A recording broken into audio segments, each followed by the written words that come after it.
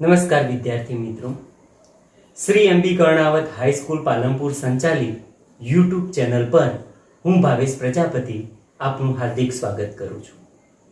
આજે આપણે પ્રકરણ 3 વનસ્પતિ સૃષ્ટિમાં દ્વિઅંગી વનસ્પતિઓ વિશે અભ્યાસ કરીશું.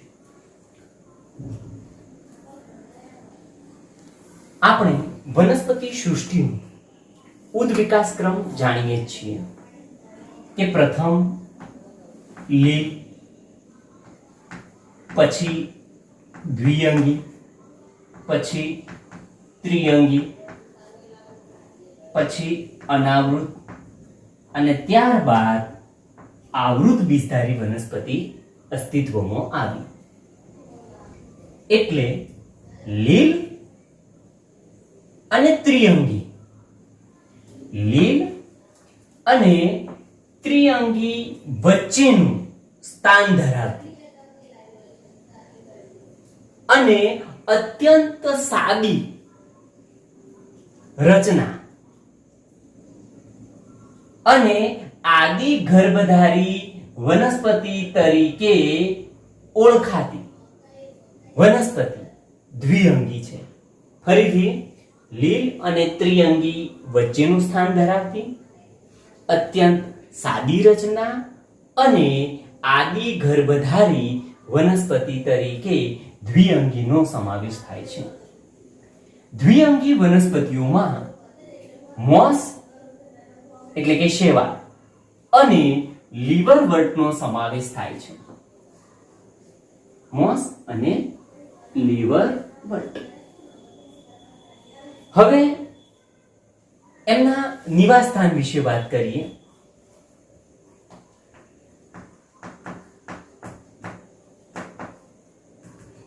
તો તેઓ ભીની, ભેજયુક્ત, છાયાપ્રિય વિસ્તારોમાં સામાન્ય રીતે વિકાસ પામતી જોવા મળે છે. દ્વિઅંગીઓને વનસ્પતિ સૃષ્ટિના ઉભયજીવીઓ તરીકે ઓળખવામાં આવે છે. કેમ વનસ્પતિ સૃષ્ટિના ઉભયજીવીઓ તરીકે? કારણ કે આ વનસ્પતિઓ જમીન ઉપર પણ ઉગી શકે છે, પરંતુ લિંગી પ્રજનન કરવા માટે પાણી પર આધાર રાખવો પડે છે. એટલે એમને જમીન અને પાણી બંનેની જરૂર પડતી હોવાના કારણે એમને વનસ્પતિ સૃષ્ટિના ઉભયજીવીઓ તરીકે ઓળખવામાં આવે છે. તેઓ વેરાન ખડકો એટલે એવી જગ્યા કે જ્યાં કોઈ પ્રકારનું જીવસૃષ્ટિ અસ્તિત્વ ધરાવતી ન હોય, એવા ખડકો કે જમીન ઉપર એ અનુક્રમણમાં અતિ મહત્વનો ભાગ ભજવે છે. એટલે લાઇકેન પછી બીજા નંબરના ક્રમમાં જો ઉગતી વનસ્પતિ હોય તો એ કઈ છે મિત્રો? દ્વિઅંગી છે. દ્વિઅંગીઓનો વાનસ્પતિક દેહ છે એ લીલના વાનસ્પતિક દેહ કરતો વિભેદિત હોય છે. એટલે તે સુકાઈ જેવો છે. અહીં સુકાઈ કોને કહેવાય? કે જે મૂળ, પ્રકાંડ કે પર્ણ ધરાવતો ન હોય. તો આમનો સુકાઈ છે એ પથરાયેલ હોય અથવા તો ટટ્ટાર હોય. હવે બુકમાં પથરાયેલ સુકાઈ તરીકે તમને અહીં માર્કેન્શિયાની આકૃતિ આપેલી છે કે જેનો વાનસ્પતિક દેહ છે એ ખડકો ઉપર પથરાયેલ અવસ્થામાં હોય છે. અને ટટ્ટાર, તો અહીં સી નંબરની આકૃતિ તમે જુઓ, ફ્યુનારિયા, કે જેનો દેહ છે એ હવામાં સીધો જોવા મળે છે. તો દ્વિઅંગીનો વાનસ્પતિક દેહ છે એ પથરાયેલ કે સીધો હોય છે. દ્વિઅંગીઓનો સુકાઈ એક કોષી કે બહુકોષી મૂલાંગો ધરાવે છે અને આ મૂલાંગો દ્વારા એ આધારકો સાથે જોડાયેલું રહે છે. તો બુકની અંદર તમને માર્કેન્શિયાની આકૃતિ જુઓ મિત્રો, જેમાં મૂલાંગો દર્શાવેલા છે. આ મૂલાંગો દ્વારા એ પથ્થર સાથે ચોટેલા રહે છે. એ જ રીતે મિત્રો સી નંબરની આકૃતિ જુઓ. એ સી નંબરની આકૃતિ છે જેમાં મૂલાંગો છે એના દ્વારા એ પથ્થર સાથે જોડાયેલા રહે છે.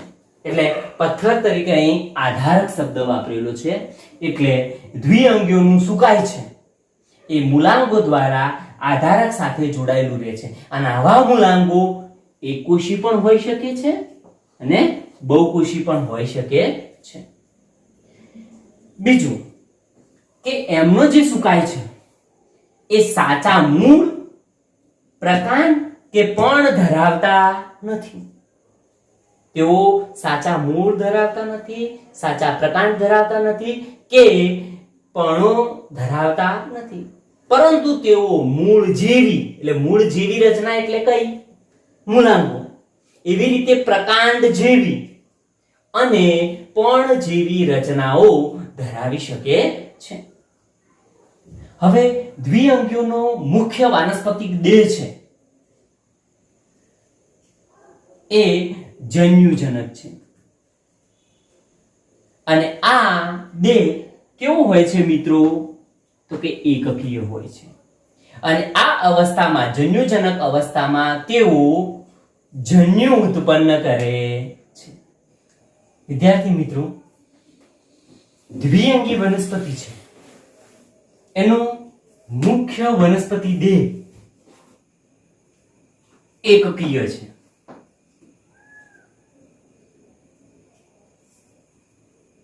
જે જન્યુ ઉત્પન્ન કરે છે.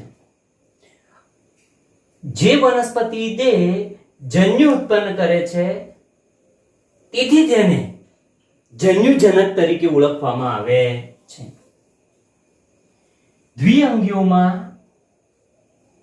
આ લિંગી અંગો બહુકોષીય છે. એમાં નરલિંગી અંગ છે એને પુજન્યુધાની કહે છે, જે બે કશા ધરાવતી ચલ પૂજન્યુ ઉત્પન્ન કરે છે. એટલે પૂજન્યુધાની શું ઉત્પન્ન કરે છે? તો ચલ પૂજન્યુ. એ જ રીતે મિત્રો માદા લિંગી અંગને સ્ત્રીજન્યુધાની કહે છે. આ સ્ત્રીજન્યુધાની ચંબુ આકારની હોય છે અને જે એક અંડકોષ ઉત્પન્ન કરે છે. દ્વિઅંગી વનસ્પતિ ના પૂજન્યુધાનીમાંથી ચલ પૂજન્યુ છે એ પાણીમાં મુક્ત કરવામાં આવે છે કે જો તેઓ કોના સંપર્કમાં આવે છે? તો આ ચલ પૂજન્યુ સ્ત્રીજન્યુધાનીના સંપર્કમાં આવે છે. ચલ પૂજન્યુ સ્ત્રીજન્યુધાનીમાં રહેલા અંડકોષ સાથે જોડાય છે. એટલે ચલ પૂજન્યુ અંડકોષ સાથે જોડાય તો યુગ્મજનું નિર્માણ કરે છે. એટલે ચલ પૂજન્યુ પણ એમ, અંડકોષ પણ એમ. એટલે ચલ પૂજન્યુ અંડકોષ n જોડાય અને 2n એટલે કે યુગ્મજનું નિર્માણ કરે છે. અહીં યુગ્મન છે એ ત્વરિત રીતે અર્ધીકરણ દાખવતું નથી. અહીં ફલિતાંડની જગ્યાએ મિત્રો યુગ્મન પણ લખી શકાય અને ફલિતાંડ પણ બોલી શકાય. તો અહીં યુગ્મન છે એ તરત અર્ધીકરણ પામતું નથી, પરંતુ એક બહુકોષીય દેહનું નિર્માણ કરે છે. અને આવો બહુકોષીય દેહ જેને બીજાણુજનક કહે છે. આમ મિત્રો બીજાણુજનક છે એ ક્યારેય મુક્તજીવી રીતે જોવા ન મળે. તે જન્યુજનક અવસ્થા સાથે જોડાયેલ રહે છે. શા માટે? કારણ કે જન્યુજનક અવસ્થામાં રહેલો દેહ છે એ પ્રકાશ સંશ્લેષી છે. એટલે બીજાણુજનક એ મુક્તજીવી નથી, પરંતુ પ્રકાશ સંશ્લેષી જન્યુજનક સાથે જોડાયેલો રહે છે. અને આ બીજાણુજનક દેહ એમાંથી શું મેળવે છે? પોષણ મેળવે છે. તો આપણી બુકની અંદર એક આકૃતિ આપેલી છે મિત્રો. સી નંબરની આકૃતિ જુઓ, જેમાં જન્યુજનક અવસ્થા લખેલું છે. સી નંબરની આકૃતિ મોસ અને ફ્યુનારિયાની છે, જેમાં જન્યુજનક અવસ્થા છે, જેમાં મૂલાંગો છે, મુખ્ય અક્ષ છે અને પ્રપર્ણો છે. તો ચલો, પ્રપર્ણો એટલે મૂલાંગો એટલે મૂળ જેવી રચના, મુખ્ય અક્ષ જે પ્રકાંડ જેવી રચના છે, અને પર્ણો એટલે પર્ણ જેવી રચના. આટલો ભાગ છે એ જન્યુ ઉત્પન્ન કરે છે, માટે એ ભાગ જન્યુજનક કહેવામાં આવે છે.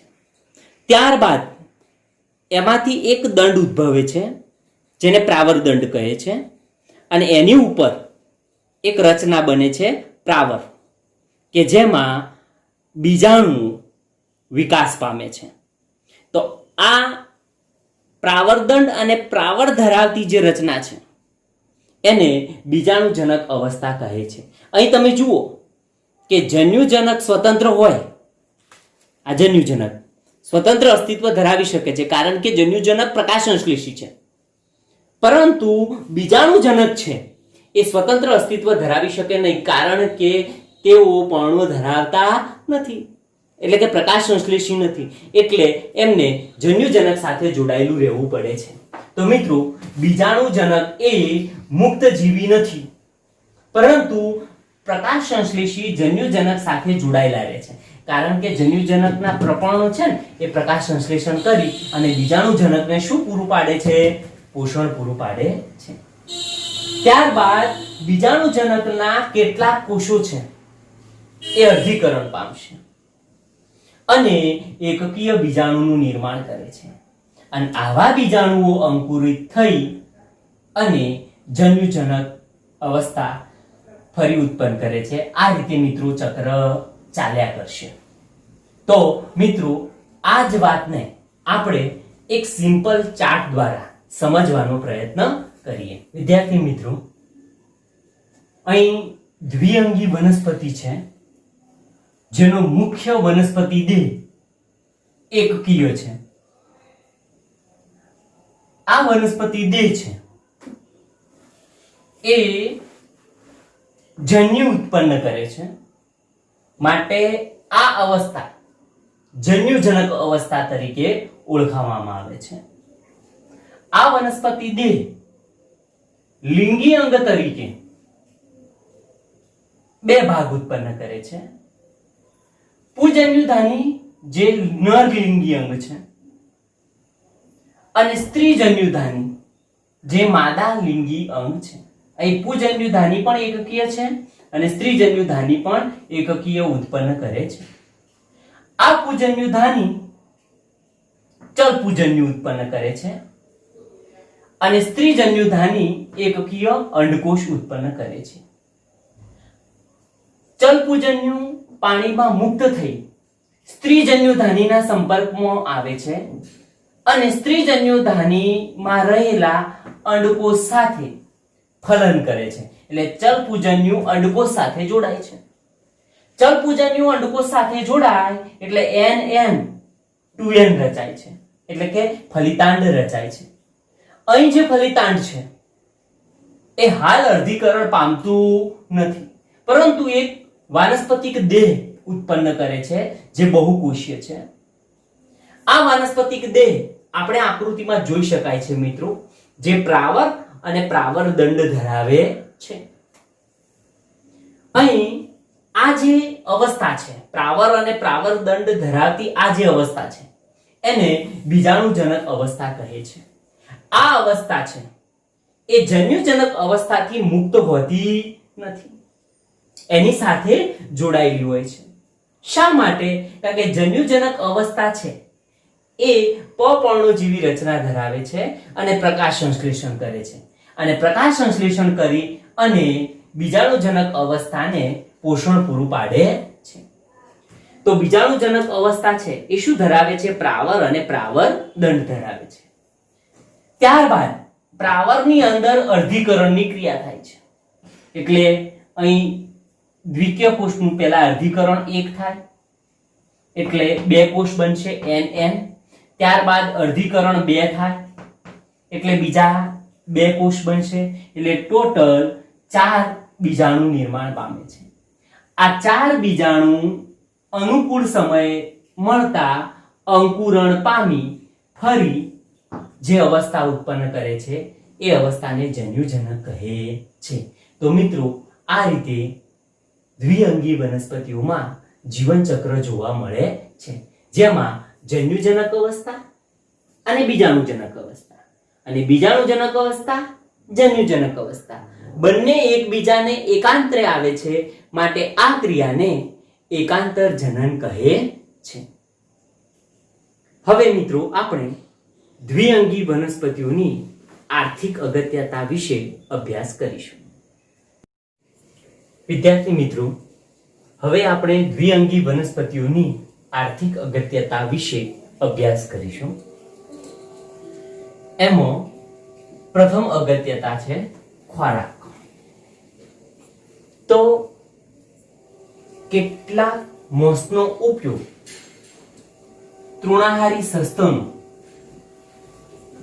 પક્ષીઓ અને અન્ય પ્રાણીઓ માટે એ ખોરાક પૂરો પાડે છે.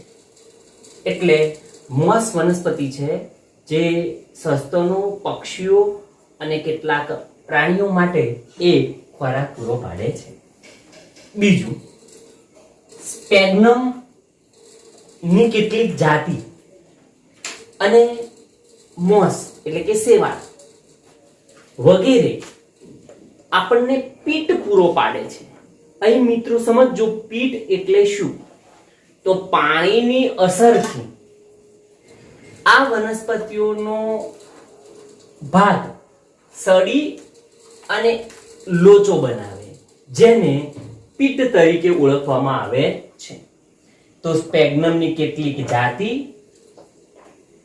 મોસ વગેરે આપણને પીટ પૂરો પાડે છે, જેનો લાંબા સમય સુધી આપણે બળતણ તરીકે ઉપયોગમાં લેવાય છે. એટલે બીજો ઉપયોગ છે બળતણ તરીકે. ત્રીજો ઉપયોગ, આ વનસ્પતિ છે એની પાણીને રોકવાની ક્ષમતા વધારે છે, જેના કારણે જીવંત પદાર્થોની હેરફેર કરવા માટે એ સામગ્રી બાંધવા તરીકે એનો ઉપયોગ થાય છે. એટલે પેકિંગ મટીરિયલ તરીકે.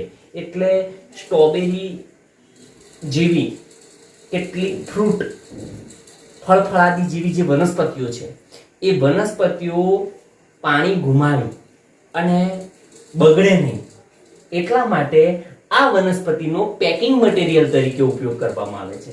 એટલે પેકિંગ મટીરિયલ તરીકે ઉપયોગ કરવાનું કારણ શું છે મિત્રો? તો પાણીને રોકવાની એની ક્ષમતા વધુ છે, જેથી આવા જીવંત પદાર્થોની હેરફેર કરવા માટે એક પેકિંગ મટીરિયલ તરીકે એનો ઉપયોગ કરવામાં આવે છે. ચોથી આર્થિક અગત્યતા, મોસ એ લાઇકેન્સ ની સાથે વસાહતી ખડકો માટેના પ્રથમ સજીવો છે. આપણે મિત્રો એક મુદ્દો ભણ્યા હતા, વનસ્પતિ અનુક્રમણ. આ વનસ્પતિ અનુક્રમણ માં પ્રથમ સજીવો લાઇકેન્સ હોય છે, અને આ લાઇકેન્સની સાથે મોસ પણ જોવા મળે છે. એટલે મોસ એ લાઇકેન્સની સાથે વસાહતી ખડકો માટેના પ્રથમ સજીવો છે.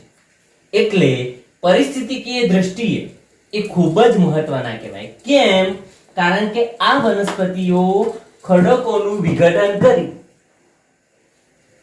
ઉચ્ચ વનસ્પતિને ઉગવા માટેની સાનુકૂળ ભૂમિનું નિર્માણ કરે છે મિત્રો.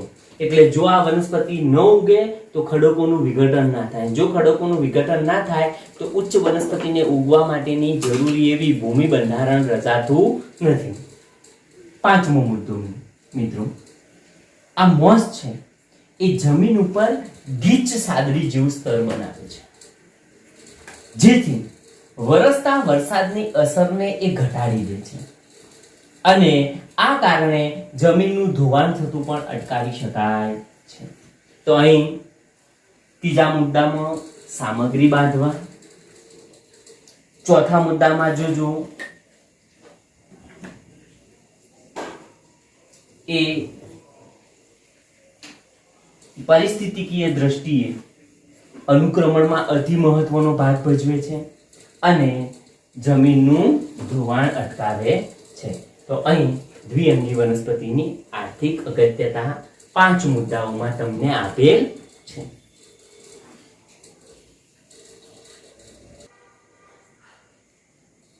વિદ્યાર્થી મિત્રો, દ્વિઅંગીઓને લીવરવર્ટ અને મોસ એમ 2 ભાગમાં વિભાજિત કરવામાં આવે છે, જેમાં આપણે લીવરવર્ટ વિશે અભ્યાસ કરીશું.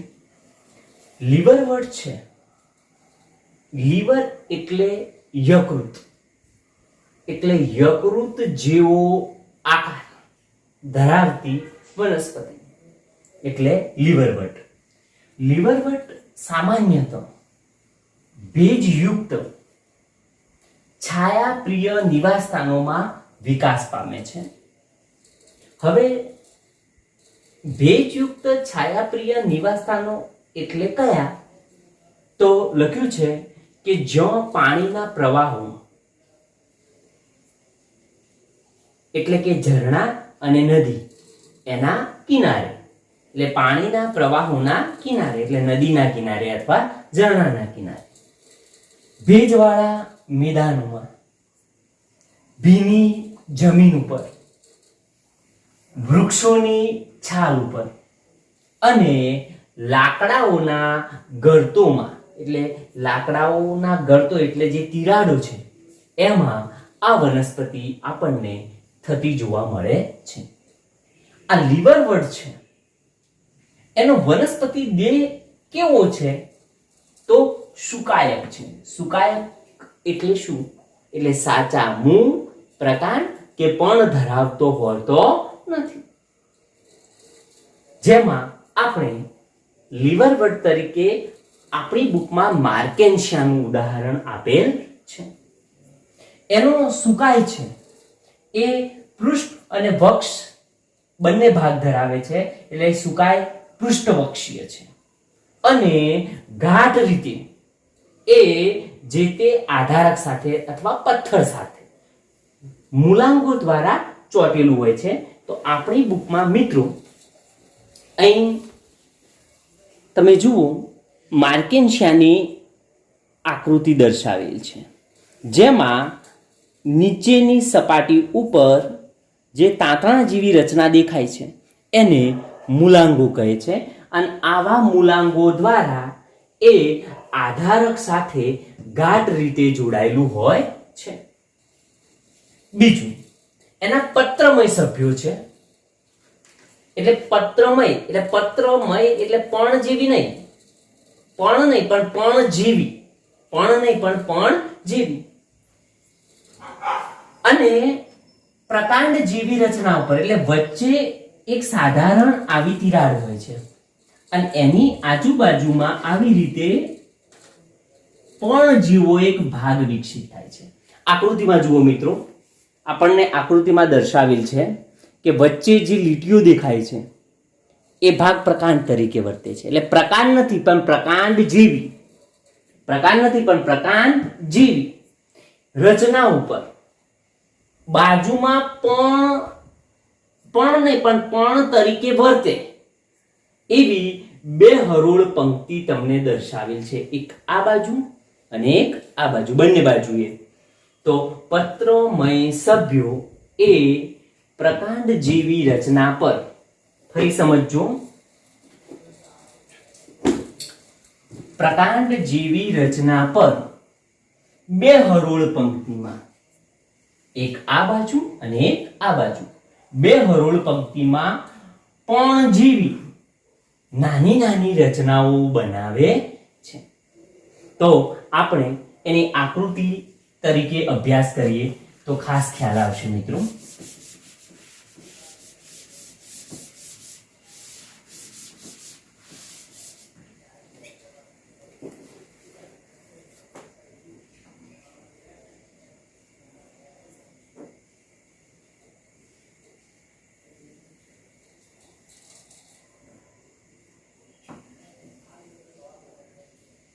અહીં જુઓ પ્રકાંડ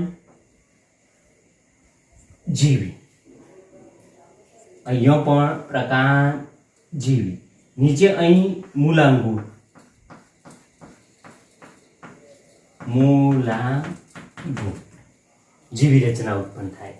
અહીં જુઓ મૂલાંગો એટલે મૂળ જીવી, આ ભાગ એટલે પ્રકાંડ ને પણ પ્રકાંડ જીવી, અને એની બંને બાજુ એટલે પણ ને પણ પણ જીવી, એટલે આવી એટલે સાચા મૂળ પ્રકાંડ કે પણ ધરાવતી નથી.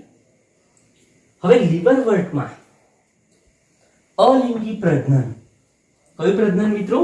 અલિંગી પ્રજનન એ સુકાઈના અવખંડન દ્વારા, એટલે એના જેટલા ટુકડા બને એ દરેકે દરેક ટુકડો એક નવા સજીવ તરીકે વર્તે છે. તો આ પ્રકારનું પ્રજનન અવખંડન પ્રજનન કહેવાશે.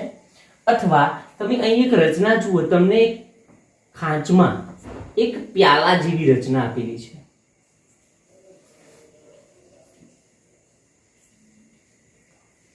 જેને કુડમલી કહેવાય. શું કહેવાશે મિત્રો? કુડમલી. કુડમલી પ્યાલો.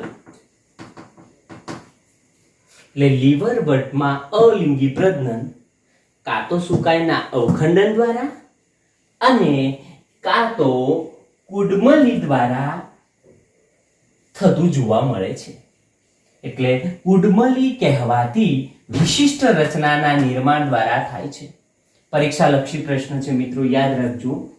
માર્કેન્શિયામાં કુડમલી ની રચના દ્વારા. હવે આ કુડમલી છે શું? તો કુડમલીઓ લીલી બહુકોષીય અલિંગી કલિકાઓ છે કે જે સુકાઈ ઉપર, જે સુકાઈ છે આ રચના, એ સુકાઈ પર સ્થિત એક પ્યાલા જેવી, જેને ગેમાગપ્સ કહેવાય, એક નાની કુબધાનીઓમાં વિકસિત થાય છે. આની અંદર એક પ્યાલાની અંદર આ રીતના એની અંદરની બાજુએ આમ પ્યાલામાં આમ વિકસિત કુપધાની. તો ફરીથી કુડમલીઓ લીલી બહુકોષીય અલિંગી કલિકાઓ છે કે જે સુકાઈ પર સ્થિત કુડમલી પ્યાલાઓ કહેવાતી નાની કુપધાનીઓ વિકસે છે. આ કુડમલી પિતૃદેહથી છૂટી પડે અને જ્યાં ટચ થાય જમીન સાથે ત્યાં અંકુરિત થઈ એક નવા સ્વતંત્ર છોડમાં એ પરિણમે છે. બીજું, હવે એમાં લિંગી પ્રજનન જોઈએ મિત્રો. તો લિંગી પ્રજનનમાં કેવું હોય છે કે એમાં નર અને માદા લિંગી અંગો ઉત્પન્ન થાય છે. અહીં નર અને માદા લિંગી અંગો છે એ જ સુકાઈ ઉપર પણ બને અને બે અલગ અલગ સુકાઈ ઉપર પણ નિર્માણ પામે છે. તો આપણી બુકમાં તમે જુઓ કે અહીં એ નંબરની આકૃતિ છે. અહીં એ નંબરની આકૃતિ જે માદા સુકાઈ છે, જેમાં સ્ત્રીજન્યુધાની ધર પર સ્ત્રીજન્યુધાની વિકસે છે. એ જ રીતે બી નંબરની આકૃતિ જુઓ મિત્રો. નર સુકાઈ પર પૂજન્યુધાની ધર પર પૂજન્યુધાની વિકસે છે. અહીં આ રીતે એક દંડ ઉત્પન્ન થશે જેને સ્ત્રીજન્યુધાની ધર કહેવાય. અને એના ઉપર આ રીતે જે વિકસે એને કહેવાય સ્ત્રીજન્યુધાની. અને આવો સુકાય કેવો સુકાય કહેવાશે મિત્રો? તો માદા સુકાઈ તરીકે ઓળખાય છે. બીજું કે એમાં બીજાણુજનક જે અવસ્થા છે એ 3 ભાગમાં વિભાજિત છે: પાદ, પાવરદંડ અને પ્રાવર. અર્ધીકરણ છે. પ્રાવરમાં અર્ધીકરણ બાદ ત્યાં બીજાણુ ઉત્પન્ન થાય છે અને પ્રાવરનું સ્ફોટન થાય. પ્રાવરનું સ્ફોટન થાય એટલે બીજાણુ મુક્ત થાય અને આવા મુક્ત થયેલા બીજાણુ એ અંકુરિત થઈ અને જન્યુજનક અવસ્થા બનાવે છે. અને આ જન્યુજનક અવસ્થા બીજાણુજનક અવસ્થા સાથે જોડાયેલી હોતી નથી, એટલે એ મુક્ત જીવી હોય છે. એટલે અહીં જન્યુજનક અવસ્થા કેવી છે? તો મુક્ત જીવી જોવા મળે છે. વિદ્યાર્થી મિત્રો, હવે આપણે મોસ ભાગ વિશે અભ્યાસ કરીશું. તો મોસ એટલે શેવાળ. શેવાળના જીવન ચક્રની મુખ્ય અવસ્થા એટલે કે પ્રભાવી અવસ્થા કઈ છે મિત્રો? તો કે જન્યુજનક અવસ્થા છે. અને તમે જાણો છો જન્યુજનક અવસ્થા એટલે કેવી હોય? એકકીય હોય. તો મોસના જીવન ચક્રની પ્રભાવી અવસ્થા જન્યુજનક અવસ્થા છે. આ અવસ્થા છે એમાં બીજી બે અવસ્થાઓ જોવા મળે છે. એમાં પ્રથમ અવસ્થા છે એ તંતુ સ્વરૂપે હોય છે, જેને અંગ્રેજીમાં પ્રોટોનેમા કહે છે. એટલે પ્રથમ અવસ્થા કઈ છે મિત્રો? તો પ્રથમ અવસ્થા છે પ્રતંતુ એટલે કે પ્રોટોનેમા અવસ્થા. આ અવસ્થામાં શું હોય છે કે બીજાણુમાંથી સિદ્ધિ વિકાસ પામે છે અવસ્થા. તો પ્રતંતુ અવસ્થા શામાંથી વિકસિત થાય છે? ધ્યાન આપજો, બીજાણુમાંથી. એટલે બીજાણુ અંકુરિત થઈ એક તંતુ જેવી રચના બનાવે છે, જેને પ્રોટોનેમા કહે છે.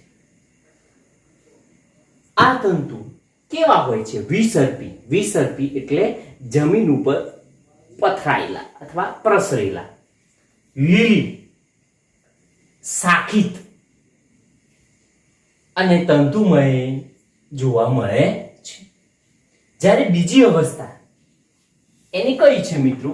તો પર્ણમય અવસ્થા છે, લીફ સ્ટેજ છે.